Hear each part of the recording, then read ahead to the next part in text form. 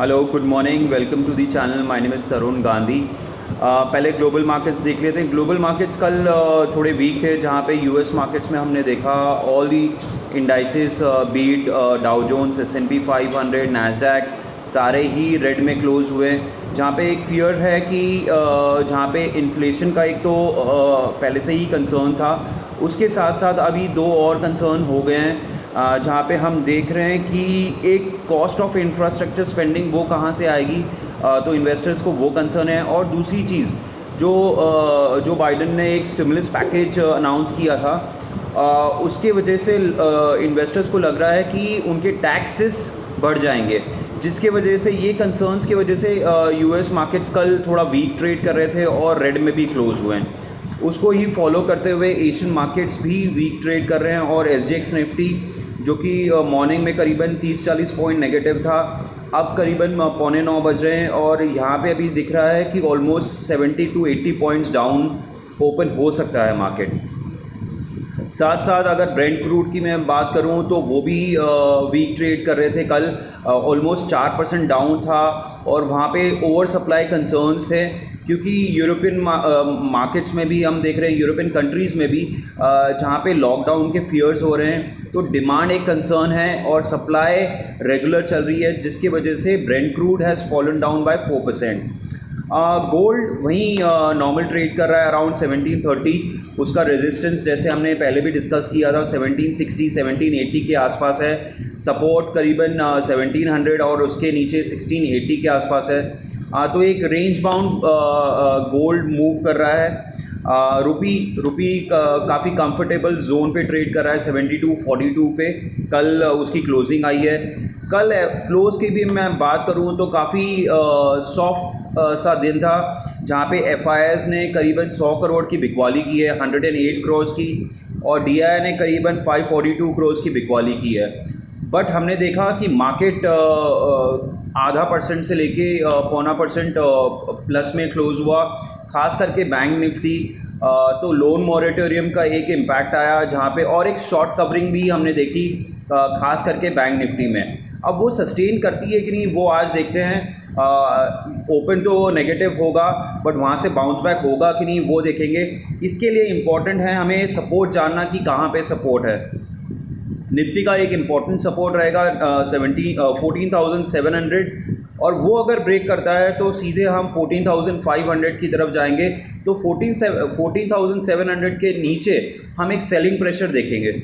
और रेजिस्टेंस कल का जो हाई था 14,900 और उसके ऊपर 14,950, ये एक क्रिटिकल रेजिस्टेंस है। इसको बार बार टच करने के बावजूद भी मार्केट उसको सरपास नहीं कर पा रहा है। जब भी ये 14,900 14,950 क्रॉस करेगा, सस्टेन करेगा 2-3 दिन के लिए, तो ही हम देखते हैं कि सस्टेन अपसाइड हो सकती है। तब तक हम देखेंगे एक रेंज बाउंड मार्केट रहेगा। डाउन साइड में लोअर एंड हमारा 14,400 के आसपास है और दी हायर रेंज इज 14,900 950 के आसपास। कल यूनियन मिनिस्टर अनुराग सिंह ठाकुर ने एक राज्यसभा में मेंशन किया, जहां पे उन्होंने कहा कि ग्रॉस एनपीए बैंक्स के कम हुए हैं, जहाँ पे उन्होंने कंपेयर किया है 2018 से।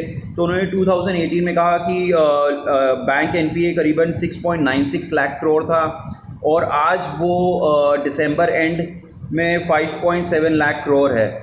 जहाँ पे वो देख रहे हैं रिकवरी भी हो रही है बैंकों से, बैंक अपने ग्राहकों से अपनी रिकवरी भी अच्छी तरीके से कर रहे हैं। तो ये उन्होंने स्टेटमेंट दिया, एक कह सकते हैं कि पॉजिटिव स्टेटमेंट है। और कल लोन मॉरेटोरियम के बाद भी बैंक स्टॉक्स में थोड़ा फोकस रहा।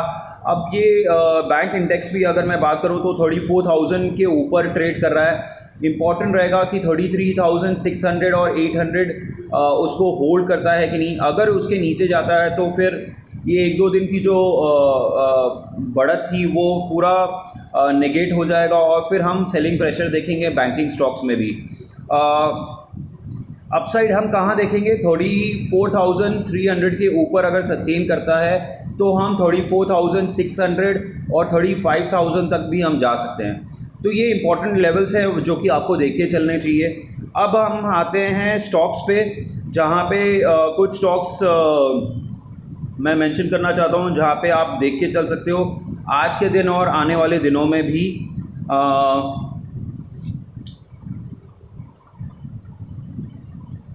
एल एन टी एक सस्टेन डाउन मूव दिखाया है। 1550 1560 का हाई लगाया था लास्ट वीक, और उसके बाद एक 150 पॉइंट्स की गिरावट आई है, तो 1400 के आसपास ट्रेड कर रहा है।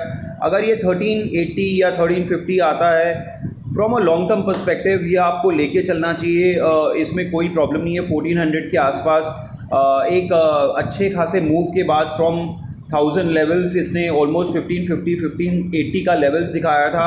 उसके बाद ये कंसोलिडेट कर रहा है in a range which is around 1350 1380 से लेके 1550 के आसपास। तो ऑन एवरी डिक्लाइन ये एल.एन.टी एक स्टॉक है जो कि आपको लेके चलना चाहिए। दूसरा एक स्टॉक है चोला इन्वेस्टमेंट्स। एक अच्छे खासे ब्रेकआउट के बाद कल एक हल्की सी गिरावट हमने देखी, ऑलमोस्ट 1.5% की। तो ये इम्पॉर्टेंट सपोर्ट पे आ चुका है। आज देखते हैं वो इम्पॉर्टेंट सपोर्ट होल्ड करता है कि नहीं, विच is around 555 levels on a closing basis. अगर क्लोजिंग बेसिस पे ये 555 होल्ड करता है तो हम फिर से इसकी रैली टुवर्ड्स जो न्यू हाई थी 580 और उसके ऊपर भी हम देख सकते हैं। तो चोला इन्वेस्टमेंट्स एक इम्पॉर्टेंट स्टॉक रहेगा जो कि आपको देख के चलना चाहिए। उसके अलावा ओलेक्ट्रा ग्रीनविच ये स्मॉल स्टॉक है, इलेक्ट्रिक बसेस बनाती है, मैन्युफैक्चर करती है। तो 225 का कल क्लोज आया था, 230 का हाई लगाया था। हमने 205 पे इसको बाइंग की रिकमेंडेशन दी थी आफ्टर सेलिंग एट 226 227 लेवल्स। तो ये एक इम्पॉर्टेंट स्टॉक है जो कि आपको देख के चलना चाहिए। ऑन एवरी डिक्लाइन मैं कहूँ आज नहीं, अगर ऑन एवरी डिक्लाइन अगर आपको ये 210 205 200 लेवल्स पे दिखाई देता है तो आपको देख के चलना चाहिए। उसके साथ साथ एफएमसीजी स्टॉक्स, ये एक लास्ट वीक में हमने देखा कि कुछ स्ट्रेंथ दिखाई दे रही है। तो मैं 2-3 स्टॉक्स मेंशन कर लेता हूँ जहाँ पे एक्चुअली में स्ट्रेंथ है। एक है ब्रिटानिया, डाबर, HUL और ITC। ये 3-4 स्टॉक्स हैं जो कि आपको देख के चलना चाहिए। खास करके I am very much comfortable with ITC and HUL। सो ये दो दिग्गज कंपनी है जहाँ पे आपको on every decline you can buy. उसके अलावा अगर मैं बात करूँ तो अगर किसी को फाइनेंशियल स्टॉक्स में अगर इंटरेस्ट है तो मेरा पिक वही रहेगा। एक ICICI bank, IndusInd bank, in the small banks और मीडियम साइज बैंक्स। RBL एक अच्छा स्टॉक है। NBFCs में अगर आपको स्टॉक देखना है तो मेरे ख्याल से कंफर्ट जो लोन हाउसिंग फाइनेंस कंपनीज हैं जैसे इंडियाबुल्स हाउसिंग फाइनेंस, ये एक अच्छा स्टॉक है जो कि आपको देख के चलना चाहिए। उसके साथ साथ श्रीराम ट्रांसपोर्ट फाइनेंस। सो ये 2-3 कंपनीज हैं, देख के चल सकते हैं। On the real estate side मैंने आपको मेंशन किया था NBCC, कल ऑलमोस्ट 3% की रैली दिखाई थी आफ्टर टचिंग ऑफ 40-41 लेवल्स। मैंने मेंशन किया था हर डिक्लाइन पे आपको इसको बाय करके चलना चाहिए। तो अगर आज मार्केट वीक रहता है 44, 45, 46 लेवल्स पे आता है तो आपको फिर से धीरे धीरे बाइंग करनी चाहिए on every decline. Beat 45, 44, 42 levels, 40 levels, you should keep on buying.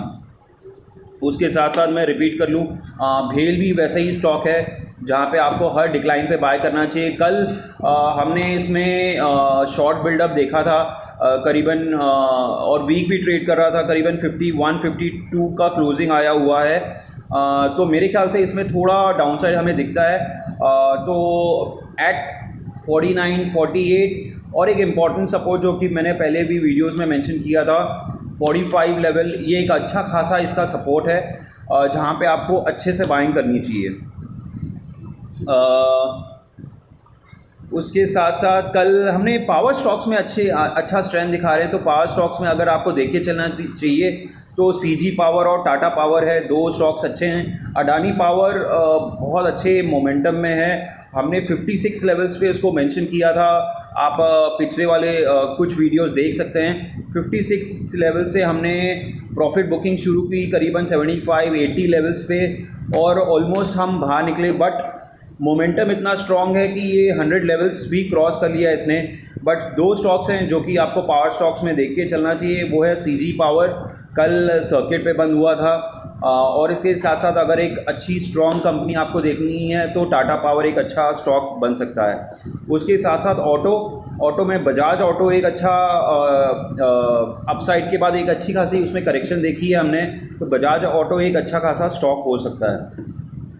तो ये कुछ स्टॉक्स हैं जो कि मुझे मैं आपसे डिस्कस करना चाहता था, शेयर करना चाहता था। अगर आपको ये कंटेंट अच्छा लगा प्लीज़ लाइक एंड सब्सक्राइब और अपने फ्रेंड्स और कलीग्स के साथ शेयर कीजिए। अगर आपके कुछ स्टॉक्स हैं जहाँ पे आपको मेरी राय चाहिए तो वो आप कमेंट बॉक्स में भी डाल सकते हो। So thank you so much.